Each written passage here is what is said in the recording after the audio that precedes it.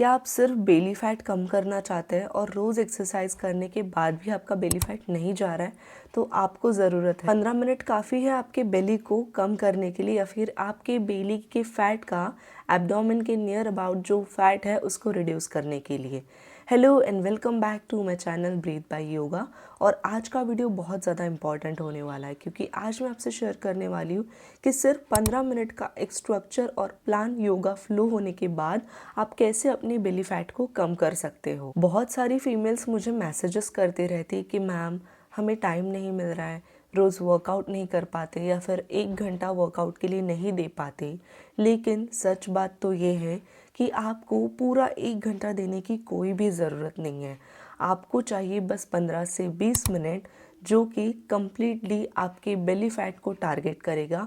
और एक ऐसा स्ट्रक्चर प्लान चाहिए जिसमें प्रॉपर योगा फ्लो हो, only to target your belly fat. सबसे बड़ा मिथ तो ये है कि अगर बेली फैट कम करना है तो आपको बहुत सारे लेग रेजेस करने पड़ेंगे, क्रंचेस करने पड़ेंगे और घंटों तक प्लैंक होल्ड करने पड़ेंगे।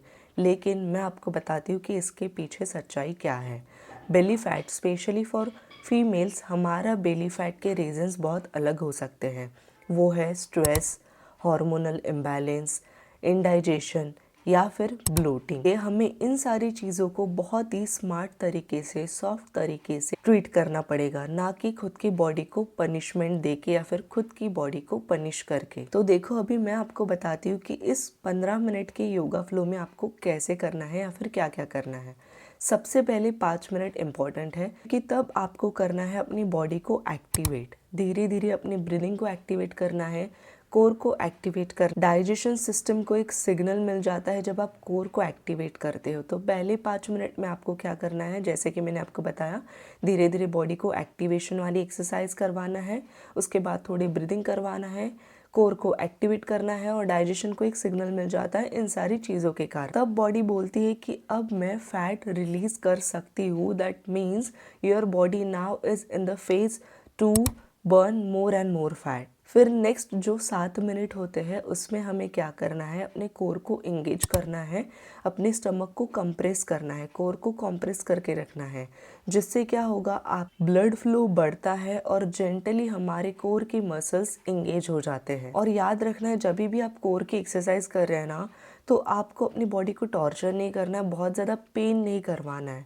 अगर बहुत ज़्यादा पेन हो रहा है ना, तो वो गलत है, क्योंकि आपको सिर्फ कोर को इंगेज करके रखना है, ना कि कोर को दबा के रखना है पेनफुली या फिर फोर्सफुल। तो बस नेक्स्ट 7 मिनट तक आपको कोर की एक्सरसाइजेस करना है, जहाँ पे आपका कोर इंगेज रहे या फिर कॉम्प्रेस रहे। लास्ट 3 मिनट्स जो कि ज़्यादा इंपॉर्टेंट है, it's for relaxation and for relaxing your whole body.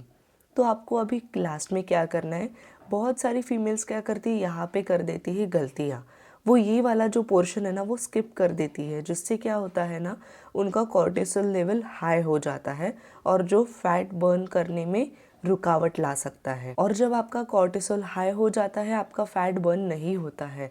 इसलिए आपको रिलैक्सेशन में करना है नॉर्मल स्ट्रेचिंग। जब आपकी बॉडी को, स्ट्रेचिंग मतलब क्या है, आपकी बॉडी ऐसे मोड में लेके जाना है जब आप कंप्लीटली रिलैक्स फील कर सको, या फिर कंप्लीटली स्ट्रेस फ्री अच्छे से आप अपनी बॉडी को एक साइलेंट मोड में लेके जाना है, आपको एकदम रिलैक्स फील करवाना है। अब सवाल ये आता है कि ये एक्सरसाइज कितने बार करनी है। ये आपको डेली करना है, जैसे मैंने आपको 15 मिनट का बताया, तो ये आपको हफ्ते में 5 बार करना है, या फिर 4-5 बार आप कर सकते हो।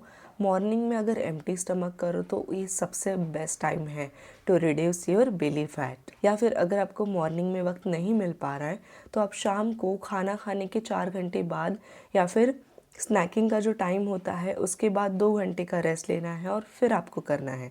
खाना खाने के तुरंत बाद नहीं करना है, क्योंकि ऑलरेडी ये कोर की एक्सरसाइज इसमें इंगेज है। तो अगर आप स्टमक वाली और एक्सरसाइज करोगे तो वो और हमारे स्टमक पे प्रेशर पड़ेगा और हो सकता है आपको गलत पेन हो, कहीं फैट रिड्यूस होने की जगह पे और आपका पेन ना बढ़ जाए। इसलिए आपको याद रखना है, morning is the best time on empty stomach. देखो, रोज़ ज़्यादा करना इम्पॉर्टेंट नहीं है, बस रोज़ आपको 15 मिनट करना है and I think it's enough. और देखो, मैं झूठा प्रॉमिस बिल्कुल नहीं करूँगी, मैं आपको ऑनेस्टी के साथ बताऊँगी कि ये करने से आपका वेट लॉस या फिर आपका बेली फैट कम होगा या नहीं।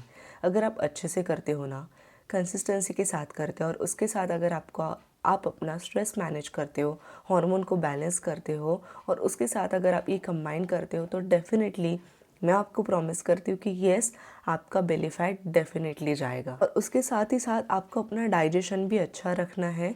जब आप ये कंप्लीटली फॉलो करोगे ना 1 महीने के लिए, फिर धीरे धीरे आपको पता चल जाएगा कि इसके जो रिजल्ट्स हैं आपको विजिबल आएंगे धीरे धीरे करके।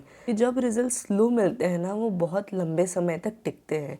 जैसे कि मैंने आपको कहा, योगा स्लो रिजल्ट्स देता है लेकिन वो रिजल्ट्स परमानेंट होते हैं। अगर आप एक स्ट्रक्चर्ड गाइडेंस चाहते हो ना, तो आप मेरी ऑनलाइन योगा बैच ज्वाइन कर सकते हो, जिसके लिए आपको कमेंट करना पड़ेगा दैट ऑनलाइन योगा क्लासेस और online weight loss yoga classes, और कमेंट करके बताइए कि आपका बेली फैट किसके वजह से नहीं जा रहा है।